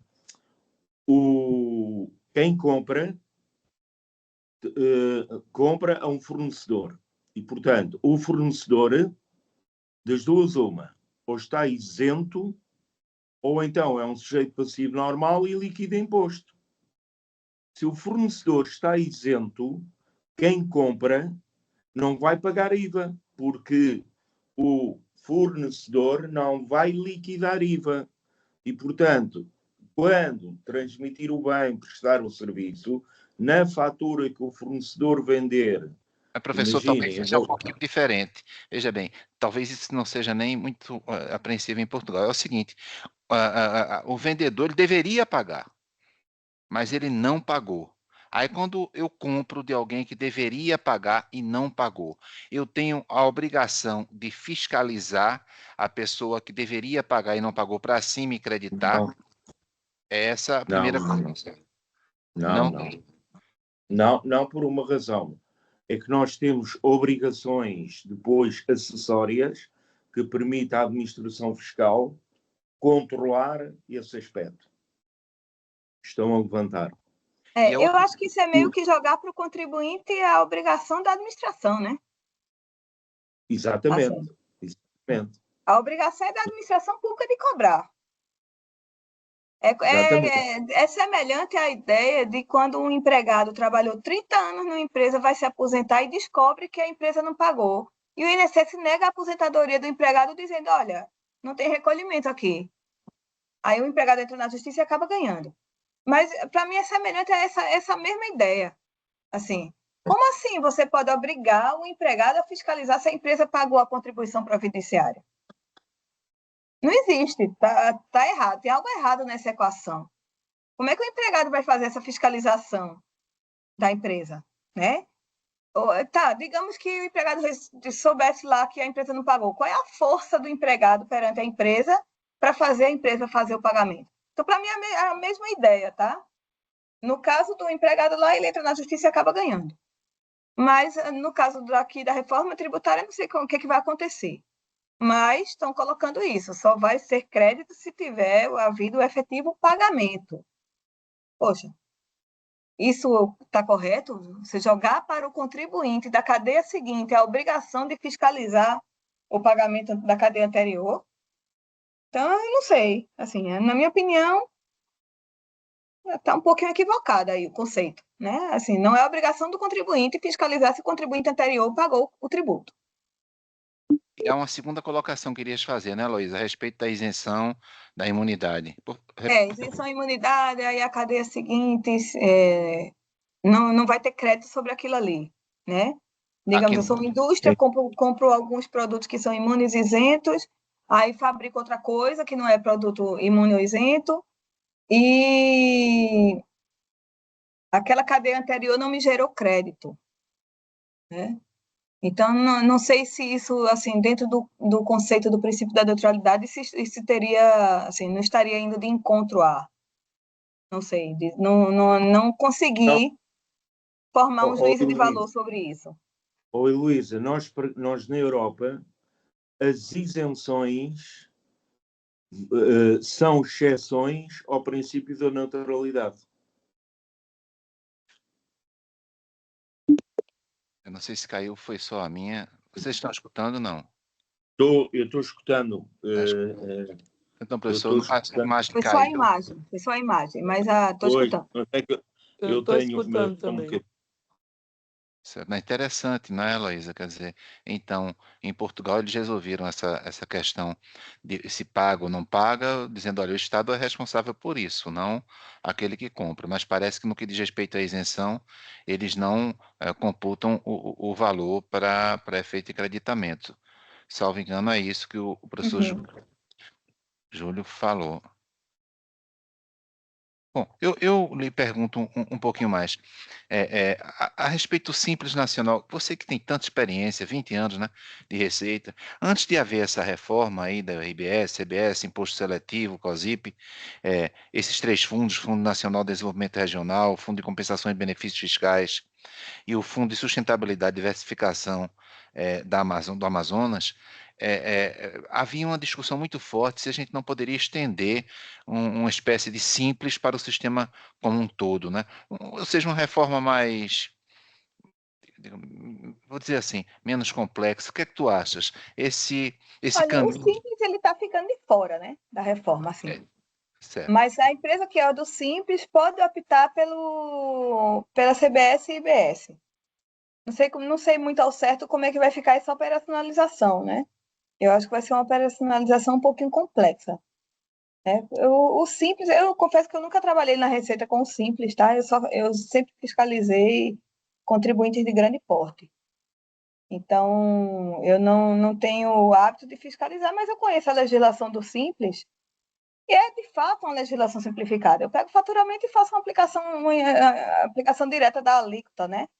Então, se a empresa que for do Simples optar por esse IVA, eu não sei como é que vai ser, né? Vão dificultar aí a apuração dela. Ela só vai optar se for benéfico para ela, isso eu não tenho dúvida, né? Ela vai fazer a conta direitinho antes de adotar. Mas eu não sei como é que vai ser essa apuração para empresas assim, do Simples que optarem pelo IVA. E sobre plataformas digitais e apostas online? Essa reforma também trata desse assunto. Como é que vocês na Receita estão pensando esses temas? Plataformas digitais e as apostas online. Olha, na verdade, isso eu já tenho ouvido discussão sobre essa questão das plataformas online, na verdade, mais para se chegar nelas, né? Na verdade, né? Porque essa questão da plataforma online, hoje, uma plataforma online, fica até difícil da gente fiscalizar, né? Por causa de se a operação for praticada com residente ou domiciliado no exterior, né? Porque normalmente se pode colocar isso em algum paraíso fiscal, tal. A gente tem condição, Na como é que funciona? prática, é o que acontece, tá? Se a gente tem condições de pegar isso, olhe, Porque hoje em dia a está gente crescendo demais no está. Brasil, né? Eu digo que a Receita está cada vez mais fechando o cerco, tá? Vai evoluir em relação a isso, eu não tenho dúvida, tá? Já tá começando a evoluir em relação a isso, mas vai evoluir mais. Mas hoje a gente tem uma dificuldade grande de chegar nisso aí, tá? Tá. Me diz uma coisa, Mas apostas está online evoluindo. está evoluindo. Perfeito. Me diz uma coisa, tem muitos assuntos, obviamente, na reforma, mas um dos assuntos que eu acredito que mais vem se destacando, você até já falou passando dele, é o comitê gestor. Qual é a impressão que vocês têm sobre o comitê gestor? Porque Norte Brasil é um país muito grande, né? E aí você vai ter um déficit de representatividade dos municípios enorme, né? Porque 5.600 municípios, com uma representação de quê? 27 municípios no comitê gestor. Vocês têm discutido sobre isso? Porque eu noto que na universidade se fala muito que, olha, o comitê gestor será, embora do IBS, no Imposto de Competência Compartilhada, Estados e Municípios, vai ser controlado pela União. E aí, o que vocês têm estudado sobre o comitê gestor? Na verdade, também se fosse colocar os 5.570 municípios dentro do comitê gestor, não ia funcionar, né? Até porque muitos municípios sequer têm um fisco municipal. Então, não ia nem funcionar. Eu não acho que o comitê gestor precisava ter todos os municípios ali dentro. Agora, se 27 foi suficiente, não sei. Não sei dizer. 27 são só as capitais, né? Se você olhar direitinho, eu nem olhei quem é que está fazendo parte, mas Os se estados ficam até somos fechados 26 no número, né? estados e um Distrito Federal, 27 municípios são só as capitais. Porque com relação aos estados, o número 27 até que fecha, como falou, né? 26 estados, mas o Distrito Federal. Mas quando se coloca para os municípios o mesmo número, né? Aí fica difícil, né? Perde um pouco a representatividade, né? Eu acredito que os municípios que vão ficar vão ser as capitais. É uma questão interessante. Agora sim, em São Paulo tem vários municípios muito maior que muitas capitais. É. E a Zona Franca, vocês têm, porque a gente está falando que vai haver uma substituição gradual, né? Mas o IPI, em relação à Zona Franca, vai continuar. Vocês têm estudado sobre isso, a questão da Zona Franca de Manaus? Na verdade, quem está estudando isso tem um grupo, tá, da Receita que estuda isso, da Receita com Estados e Municípios, do qual até o Roberto faz parte, tá? O Roberto que está aqui assistindo. Ok. Ele faz parte desse grupo. Eu não sei muito como é que estão as discussões sobre a Zona Franca. O que eu sei é o que está sendo posto. né? Que a Zona Franca, os produtos de lá, eles vão continuar com o IPI, que é para manter a competitividade da zona, senão ela perde o sentido. Bem, então eu só sei isso aí que está sendo posto. Eu não sei como é que está sendo essa discussão internamente lá dentro do grupo de estudo, né? Perfeito. Não sei se o Roberto aí tem alguma ideia da discussão em relação à Zona Franca. Talvez até não, porque ele é município, né? Então a Zona Franca não vai afetar o município. Sei. Mas eu realmente não sei como é que está a discussão. Eu sei só o que está posto aí. Essa reforma parece que, como você colocou, é sobre consumo, mas, como você falou, ela tem essa característica de bens e serviços, tentar ser o mais ampla possível, né? Tributar tudo, aquilo que não for bem é considerado serviço, e parece que isso pode aumentar a carga tributária sobre serviços. Vocês já pensaram sobre isso? Ou seja, a gente estaria mantendo a carga tributária total, mas aumentando a carga tributária de alguns setores que têm uma carga tributária bem menor, basicamente nos serviços. Vocês têm É. estudado sobre isso? Não, eu já tive discussão sobre isso com colegas que. Discutindo, assim, em grupo de discussão, né? Já tive discussão sobre isso. Realmente, né, a gente hoje tem uma carga tributária aí de ISS aí menor. Então, produto que não. Serviço que não incide ICMS, incide apenas ISS, eu acho que vai aumentar consideravelmente, né? Porque Perfeito. tá considerando aí uma alíquota que está somando as alíquotas de ICMS, de ISS. Tá. E Então, nesse caso aí de produtos, de serviços que pagavam apenas ISS, isso eu não tenho dúvida que vai haver um aumento da tributação desse setor. tem algum outro ponto que eu não tenha perguntado aí, que vocês estejam discutindo, que seja significativo, que diga, opa, ele esqueceu de tratar desse assunto essencial. Tens aí algum outro ponto, Heloísa? Não, na verdade, o que a gente mais tem discutido, assim, eu não digo grupo porque tem um grupo da Receita discutindo mesmo a reforma como um todo, né? Tá. Aí está discutindo legislação, está discutindo item a item, está participando ativamente até do projeto de lei, certo? O que eu tenho participado é de palestras, até com esses representantes desse grupo, tá? Palestras com eles, de discussões com eles sobre determinados temas. E o mais discutido, assim, por nós, que é o que a gente mais tem expectativa, né? Principalmente a gente que é auditor, é a questão do sistema mesmo, tá? Daquele split payment, como é que vai se dar, como é que vai se dar o crédito. Isso é o que a gente mais discute, que é a operacionalização. Na verdade, o grande, assim, que o auditor gosta de discutir opa, como é que vai operacionalizar isso aí? Eu quero saber como é que vai ficar isso. Essas discussões jurídicas, os auditores, eles assim, vão mais para a questão, não, ó, o sistema, como é que vai funcionar, o que é que vai estar no sistema, como é que vai se dar, né? Como é que vai se dar setor econômico tal, assim, é mais a tributação em propriamente dita, né? Assim, os finalmente, como é que vai ser? E nessa prática, tem alguma preocupação maior, ou duas ou três preocupações maiores, ou é como um todo? Não, a preocupação maior é como é que vai ser julgamento, né? Isso eu tenho, as palestras todas que eu assisti, tem muito questionamento. Opa, como é que vai ser o julgamento? Um comitê de harmonização lá, que faz parte lá, vai criar atos normativos que as três esferas, Estado, município e União, as três esferas vão ter que seguir esses atos normativos, né? Como é que vai ser isso, né?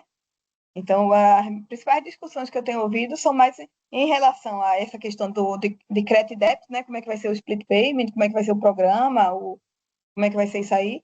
E, em relação ao julgamento, como é que vai ser esse julgamento nas três esferas, cada um com formas de julgamento diferentes. Na Receita Federal, a gente tem recurso, tem impugnação e depois recurso voluntário.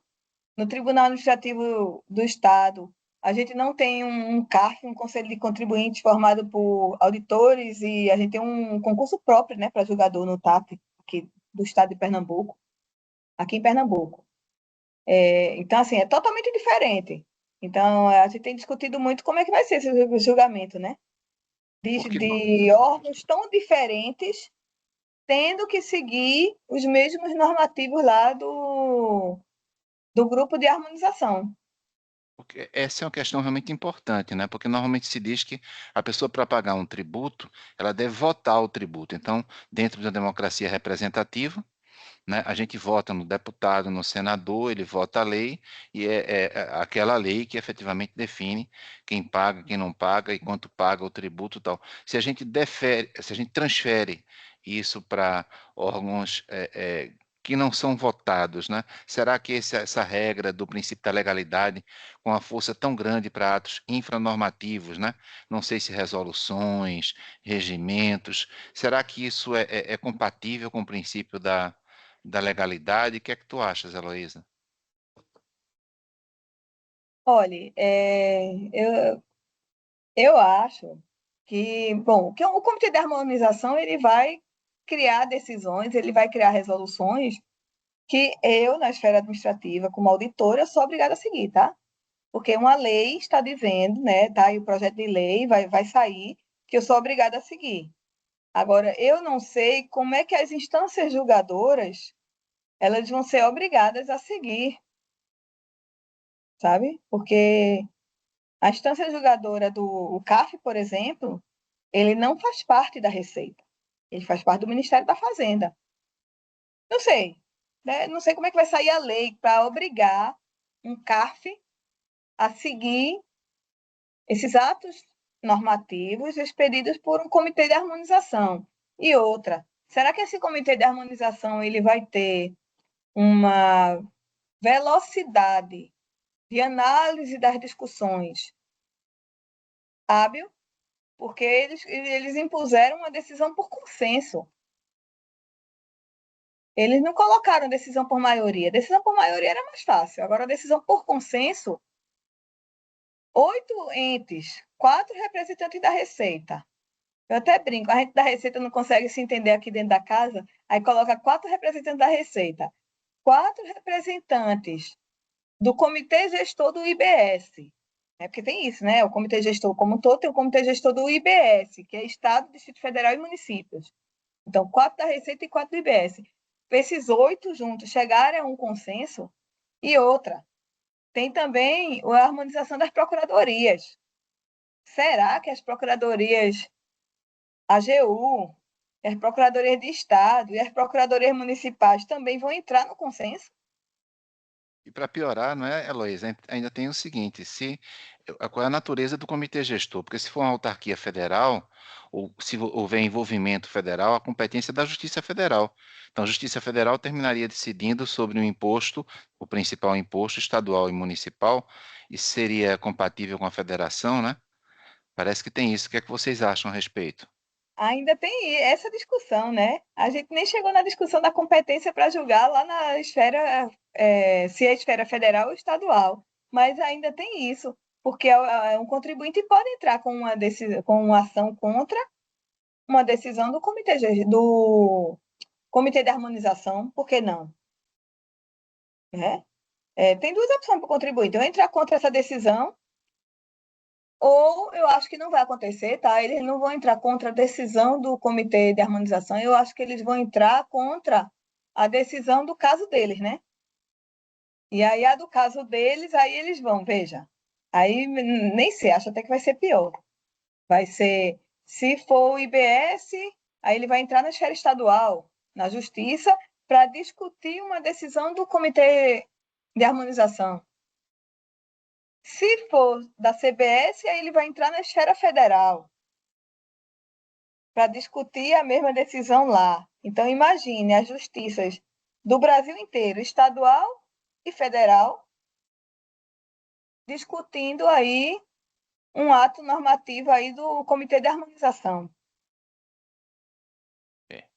Parece que a questão também processual está muito, digamos assim, polêmica, além da questão material propriamente dita, né, substancial. Então, Luiz, eu quero agradecer. Não sei se tem mais algo a acrescentar. Primeiro, eu tenho que agradecer demais a você, né? Com tanto Eu não sei se eu trabalho, né? ajudei aqui alguém, tá? Porque a minha visão é de auditor da Receita, né? Então, É uma visão, apesar de eu ter sido advogada antes de entrar na Receita, eu advoguei 4 anos e na área tributária, mas a minha visão hoje é de auditora da Receita. Não sei se eu ajudei aqui, não sei. Claro que ajudou muito. A gente escutar os sujeitos processuais, administrativos e jurisdicionais é de extrema validade, Heloísa. Te agradeço demais e te pergunto, olha, se a gente quiser buscar dados da Receita, você nos orientaria em algum site, algum link, que você diga, olha, esse é seguro para quem pesquisa o assunto? Quais são Olha, na verdade, dados da reforma tributária, eu não. O que eu consegui foi, assim, dados mais genéricos, dados do porquê fazer uma reforma tributária, dados de como a maturidade da Receita da legislação da tecnologia no Brasil. O Brasil é o segundo, não, é o primeiro, não, o segundo país do mundo, reconhecido pelo Banco Mundial, tá? Como o país de alta maturidade de governo digital. Então, isso ajudou muito, né, na reforma tributária, de como está saindo, tá, desses sistemas todos envolvidos. Então, o que eu consegui foi dados assim do porquê implementar uma reforma tributária. Esse dado é o dado da questão da complexidade da legislação. Então, eu consegui muitos dados sobre isso. A legislação é tão complexa que é pior do que tal país, tal país, tal país. Está lá embaixo. O Brasil está como um dos piores na complexidade da legislação tributária. Então, assim, foi os dados que eu consegui, assim, formalmente, foram mais nesse sentido. Eu não, o que eu consegui, assim, foi estudos assim, se a alíquota for tanto, foi projeções, mas não era dado oficial, tá? Não, isso aí, essas projeções não eram oficiais, eram meras expectativas para se chegar a alíquotas, né? Então, esses dados aí eu não vi nem utilidade aqui de distribuir esses dados, porque eram só meras expectativas. Era assim, a questão de jogar a alíquota, né? Se for tanto, quanto é que vai ser, não sei o quê, essas discussões todas, né? Conseguir alguma coisa. Tem alguns slides aqui que fazem, levantam até algumas coisas dessa natureza. Mas dados propriamente ditos sobre a reforma, eu não consegui muito efetivos, tá? Só essas apurações, tá? Se considerar a isenção de tal setor, a arrecadação será de tanto.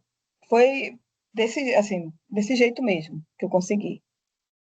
Quer dizer que a reforma é tão ampla que nós, digamos assim, nessa transição de um sistema antigo para o sistema atual, nós vamos um pouco tatear, né?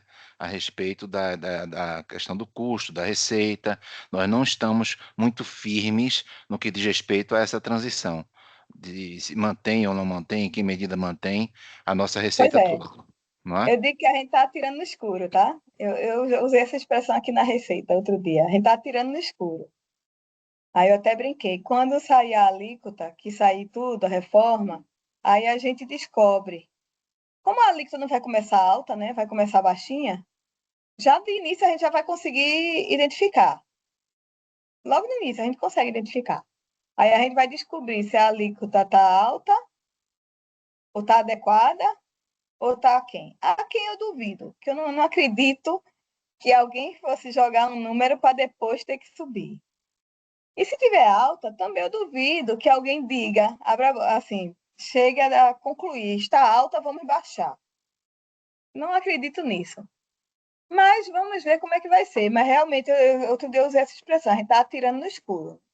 Quer dizer, a caminhada a gente tá fazendo, digamos assim, a cada passo, né? A gente não tem números assim confiáveis sobre a reforma. Confiáveis não. A gente Não vai consegui fazer números caminhada e à confiáveis. medida que vai caminhando, a gente vai vendo como é que as coisas funcionam, não é isso? Até porque tem muitos setores ainda que estão assim, esse setor vai ser dessa forma, esse setor vai ser dessa forma, estão tirando ali. Então, isso influencia e consideravelmente, né? É assim.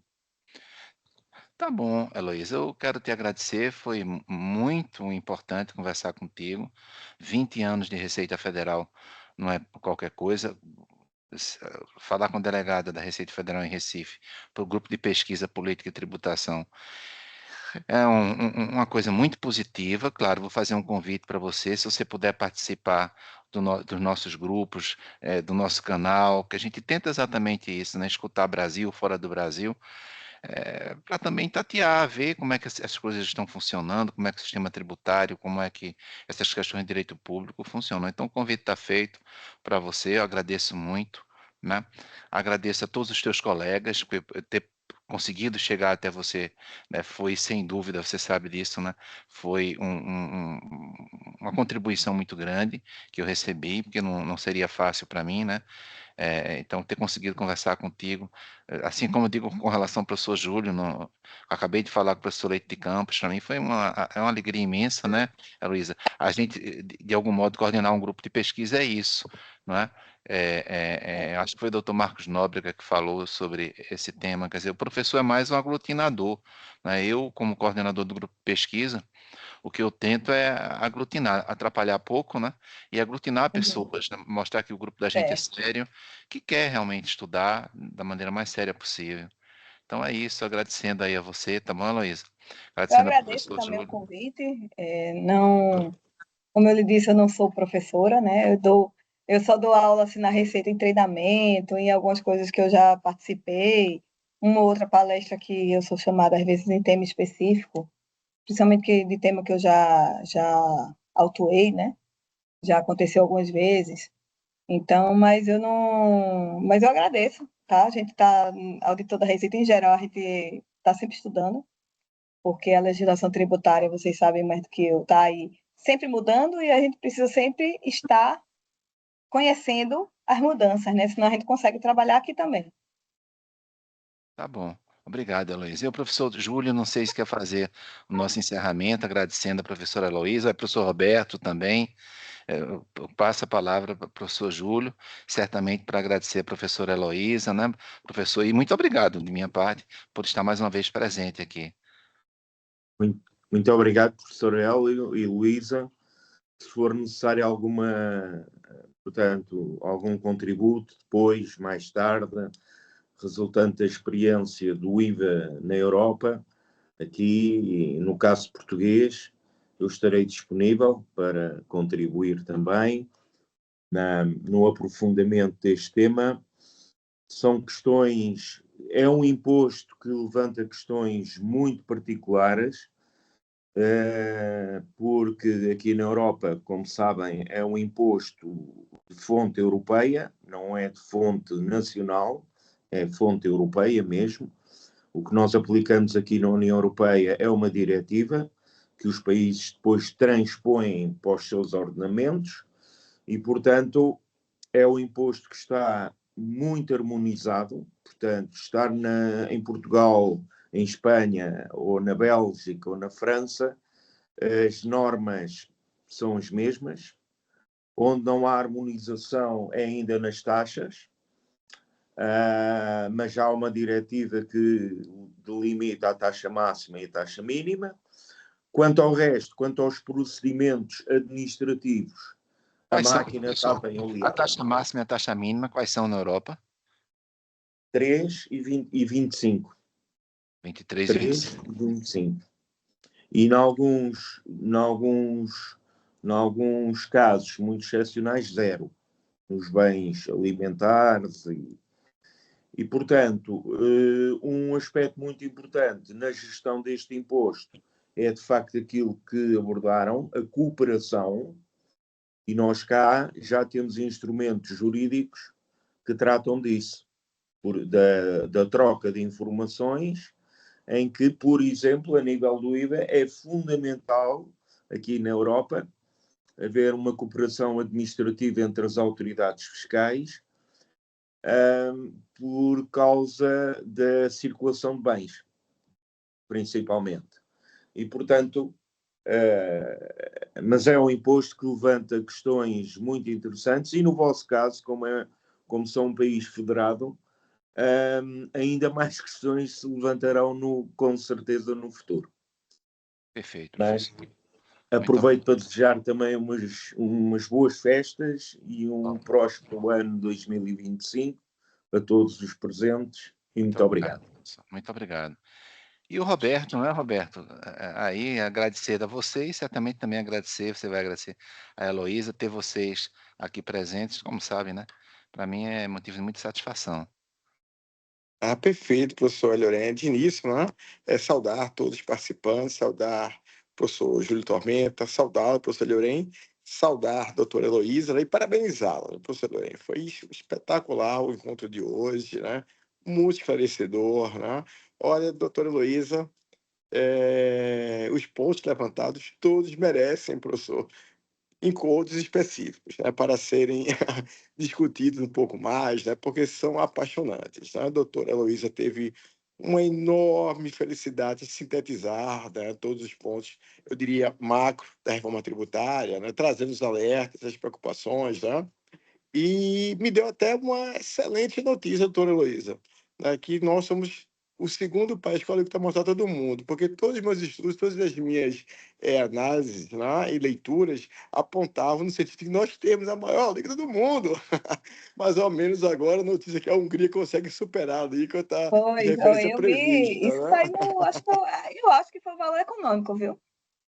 Isso é realmente uma notícia assim, muito positiva, né? Mas, de todo modo, meus parabéns, excelente encontro, tá? Realmente é um tema apaixonante, professor Lloren. Eu tenho a alegria, né, e o desafio de estar envolvido em ambos os braços da reforma tributária. Né? O senhor comentou algo muito interessante. Hoje, dia 17, vai dar início, estou acompanhando agora as discussões na Câmara de Deputados do PLP 68. Continuo extremamente envolvido desde o dia 15 de janeiro, quando foi iniciado o trabalho do Programa de Assessoramento Técnico, né? O PAT-RTC, e não tenho dúvidas, né? Há muitos equívocos na legislação complementar, mas há muito mais acertos. Muito mais acertos. Eu só percebo, né? 15 de janeiro, houve o desafio para uma equipe de técnicos, tá? De apresentar uma minuta de projetos de lei complementares. Né? Essas minutas foram entregues ao Congresso Nacional e hoje, né, estamos na fase final de deliberação, né, já na casa iniciadora, né, a Câmara de Deputados, já de um dos projetos de lei. Né? Então, a expectativa é que em menos de um ano, né, tenhamos, tá, uma regulamentação, né, de um modelo tão complexo de tributação. Realmente um desafio a mais vencido. Né? Claro que existem desafios enormes. Né?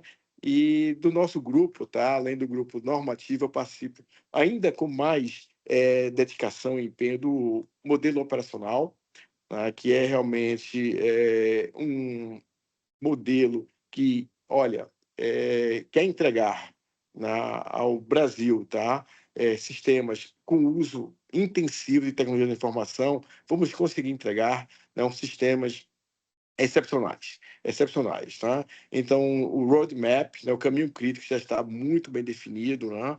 Então, a ideia, professor Júlio, é realmente entregar, né, sistemas operacionais, né, com todo o uso intensivo de tecnologia de informação, exatamente para facilitar e simplificar.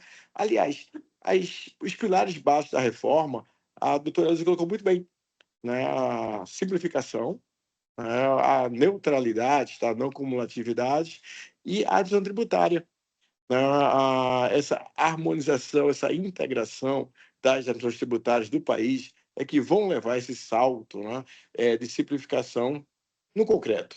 Então, professor, meus parabéns, né, foi um ano extremamente profícuo de discussões, né, e temos certeza que o ano que vem será ainda mais profícuo, porque teremos discussões agora muito mais ricas, mais elaboradas, né, e como nós comentamos nos nossos grupos de trabalho. Olha, 2024 foi um ano extremamente intenso. 2025 será pior, ainda mais intenso. Mas o desafio é que nos move, né? Esse é nosso vetor, isso que nos impulsiona. E não temos certeza, tá? Que, diferentemente o nosso modelo, professor Júlio Tormenta, tem características próprias do IVA, tá? Como a doutora Luísa colocou muito bem, tá? Uma das características, tá, é que o documento fiscal ele tem a característica de confissão de dívida, e isso leva, tá, a um modelo bem distinto da apuração dos créditos e débitos do IVA no Brasil. É o split payment, tão destacado pela doutora Heloísa, né? Nós temos 3 modelos de split payment no país, que serão né, implementados a partir de 2026, e com isso vamos conseguir um grau de conformidade muito menor, professor. Mas, enfim, isso aí são cenas dos próximos encontros de 2025. Desejo um excelente final de ano a todos, 2025 de muita paz, saúde, sucesso e alegrias, né? Que vamos, assim, avançar como país, principalmente nas questões tributárias. Abraço a todos. Muito obrigado pela participação e parabéns novamente, professor Hélio, doutora Heloísa. Muito obrigado, Aloísa. Obrigada. Muito obrigado mesmo. Vou parar agora a gravação, mas agradecendo a todos vocês, claro, especialmente na professora Júlia, professor Roberto, a doutora Heloísa, Tiana Baltar de Medeiros, que teve, mas diante de tantos afazeres que certamente tem como delegada da Receita Federal em Recife, teve um tempinho, uma janela de seu tempo para se dedicar a conversar conosco no grupo de pesquisa Política e Tributação, Heloísa, Aspectos Materiais e Processuais, registrado no CNPq desde 2004. Talvez um dos mais antigos aqui do estado de Pernambuco, registrado no CNPq. Tá bom? Vou parar a gravação agora. Espera só um segundinho.